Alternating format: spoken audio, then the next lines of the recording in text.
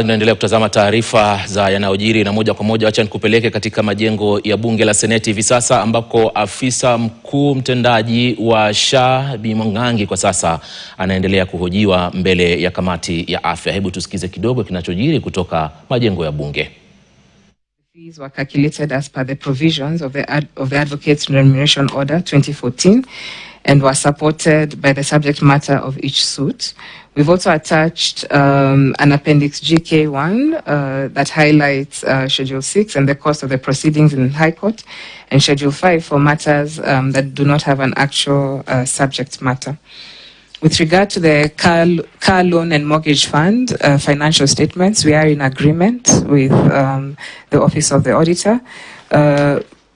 Systematically over the years, 20 years, this scheme has been administered by the fund, and the generation of financial statements was not a requirement at that time. And the reports for the two scheme balances were put in under the long-term deposit, note 28, in the statement of financial position, whereas the interest generated out of the two schemes was capitalized and at the same time recognized as interest on investments under other income in note 19. Since then, as guided, we have engaged with the officers from the Office of the Auditor General, and we have started preparing financial statements for the car loan and mortgage scheme. And these are available in Appendix L, and this continues even now with SHA. With regard to the erroneous claims for the National Health Scheme outpatient expenses, as highlighted by the auditor, these were entries that were due to an error posted under the National Outpatient Expenses under case code 05. And this was a result of miscoding. However, management notes that there was no financial implication in the overall benefits of expenditure, as no funds were lost as a result. And in order to mitigate on the above anomaly, management budgeted for the procurement of the new ERP in that year, 2023-2024, that had enhanced capabilities and back-end configurations to address the gaps that were in the system then. With regards to budgetary control and performance, the fund, as highlighted by the auditor, the fund established a revenue target of 87 million. This was primarily derived from members' contributions and premiums from the various schemes and sponsored programs. This target was strategically designed to be achieved through the enrollment of 1.1 million new members and enhanced awareness campaigns. The fund successfully achieved 99% of its member registration target, demonstrating effective outreach capabilities. The performance gap is primarily attributed to significant low retention rates across both sectors, with an overall retention rate of 39%, comprising 82% in the formal sector and a concerning 14% in the informal sector.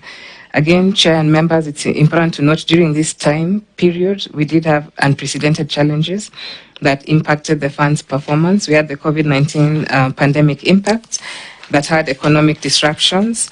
We also had widespread business closures and downsizing affecting the informal sector enterprises. We had reduced household income, leading to prioritization of basic necessities, as well as supply chain disruptions that affected various economic sectors. There were also economic challenges, as highlighted there, including rising inflation rates, currency depreciation, reduced economic activity, and global factors as well, and sector-specific challenges. In terms of mitigation, Chair and honorable members, to address those challenges and improve performance in subsequent period, the fund developed a comprehensive strategy that included advocating for the immediate implementation of the NHIF bill to transition voluntary contributions to mandatory participation, ensuring more predictable revenue streams, also enhancing customer satisfaction to build member loyalty, implementing automated payment systems, conducting aggressive employer compliance, as well as targeted retention strategies. With regard to under absorption of the benefit expenses, it's important to note that the benefit expenditure maintains a positive correlation with revenue collection, as only active members are eligible to access healthcare benefits. The low retention rates experienced during that cycle affected benefits absorption, creating a cyclical impact in the fund's financial performance. And so management acknowledged there was a performance shortfall at that time, as highlighted by the factors above, and that moving forward, the fund is committed to incorporating more robust risk assessment mechanisms, as well as accommodating external variables in future budget cycles. With Honorable Chair, I'm now in the unresolved prior year matters. In terms of the report on lawfulness and effectiveness in use of public resources, as highlighted.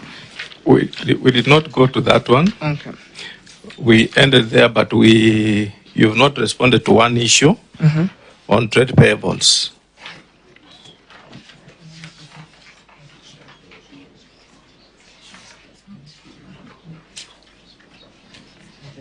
Yeah.